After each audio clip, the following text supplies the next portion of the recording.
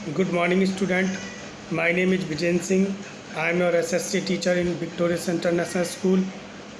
Then we are going to start history chapter number 1, the rise of nationalism in Europe. Europe में राष्ट्रवाद का उदय। बच्चों, आपने देखा होगा जब भी कोई क्रांति होगी, आपने पढ़ा होगा जब भी कोई क्रांति होती है किसी भी देश में, यही नहीं यूरोप ही नहीं, इवन भारत में या कहीं भी कोई क्रांति होती है तो आपने ये पाया होगा कि हर नागरिक अपने अपने स्तर पर उस स्वतंत्रता संग्राम में अपना योगदान देता है। ऐसा ही जब भी कोई क्रांति होती है तो कवि, कलाकार और चित्रकार भी अपने अपने स्तर पर स्वतंत्रता संग्राम में योगदान देते आए हैं। तो 1848 में ऐसे ही एक फ्रांसीसी कलाकार थे फ्रेडरिक शेरो, उन्होंने 4 चित्रों की एक श्रृंखला बनाई थी। इसमें उसने सपनों का एक ऐसा संसार रचा था जो उसके शब्दों में जनतांत्रिक और सामाजिक गणतंत्रों से मिलकर बना था।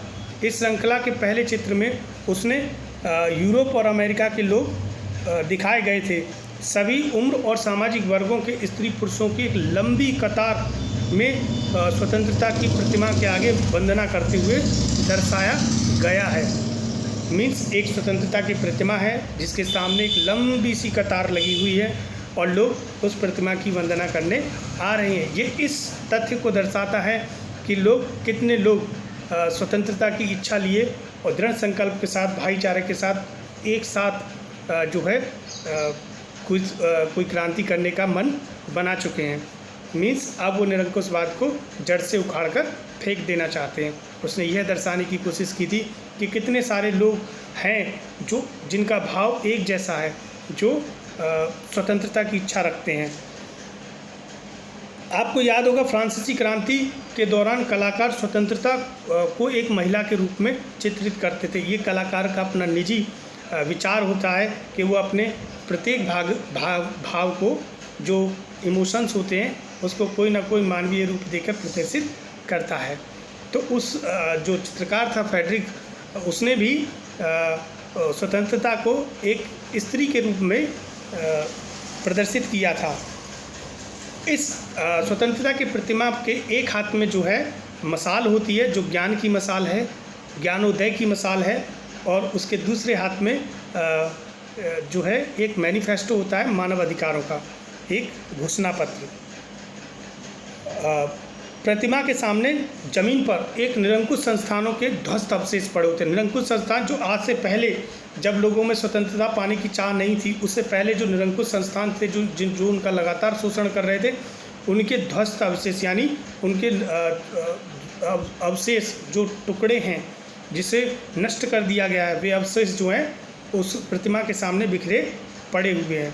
जिससे ये स्पष्ट होता है कि अब हम जो है निरंकुशवादी शासन या तानाशाही वाला शासन अब और बर्दाश्त हम नहीं करेंगे। ये चित्र, ये अवशेष ये बताते हैं कलाकार ने उस भाव को, यानी कि अब हम निरंकुशता को पसंद नहीं करते, अब हम इस सिस्टम में नहीं रहेंगे। इसे दिखाने के लिए उसने उस निरंकुश शासन के अवशेषों को प्रतिमा के सामने डाला गया है।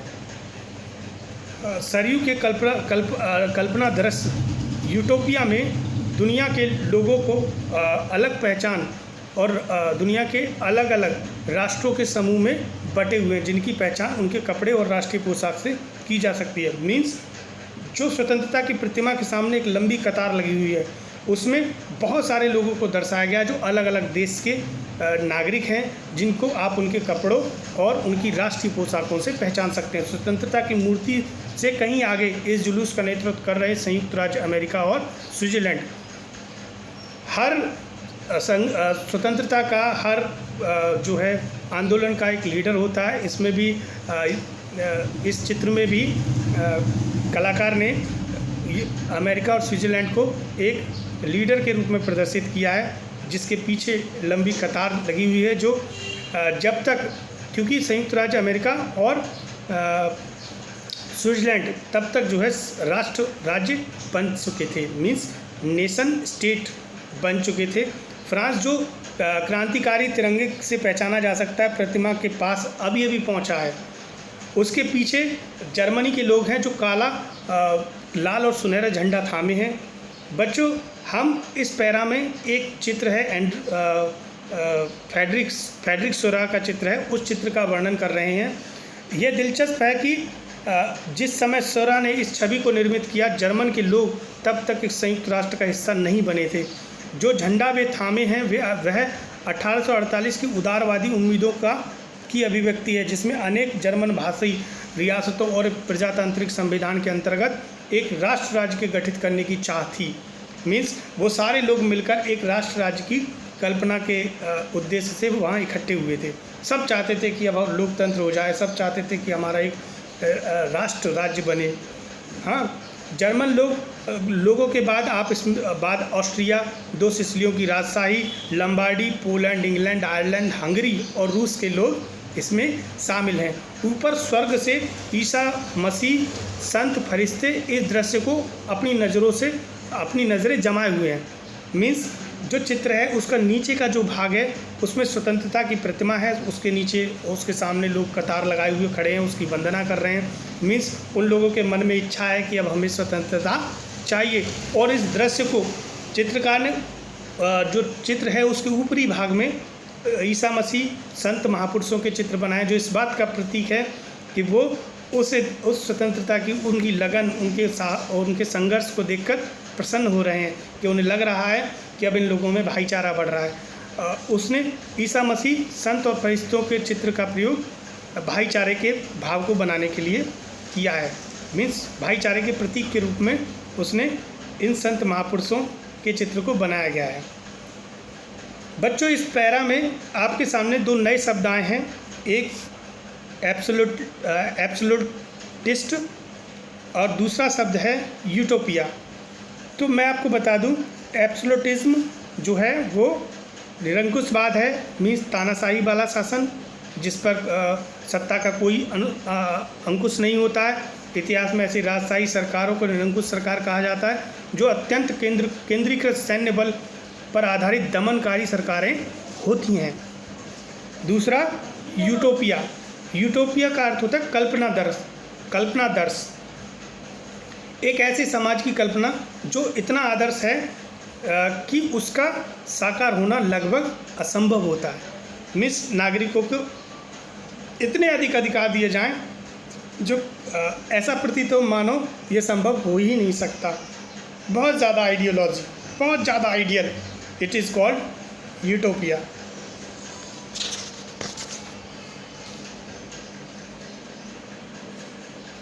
इस अध्याय में ऐसे कई विषय उठाए जाएंगे जिनकी कल्पना अभिव्यक्ति सरयू ने चित्र 1 में की थी।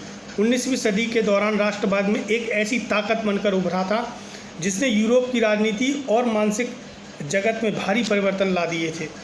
इन परिवर्तनों से अंततः यूरोप में बहुराष्ट्रीय वंशीय साम्राज्यों के स्थान पर राष्ट्र राज्य का उदय हुआ था।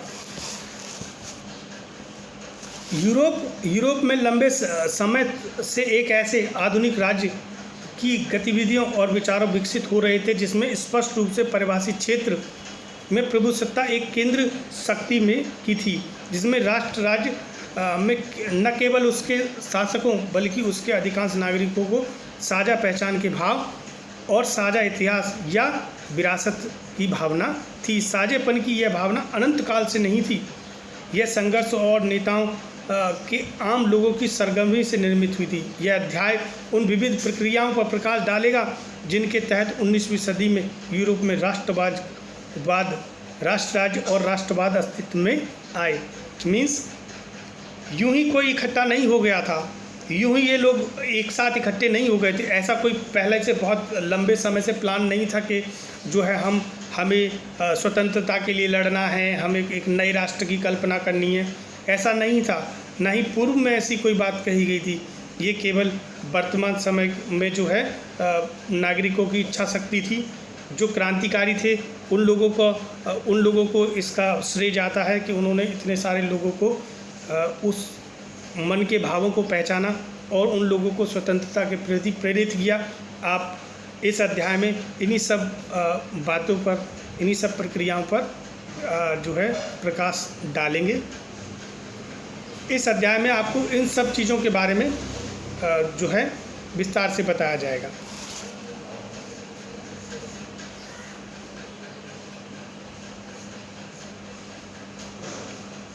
Thank you.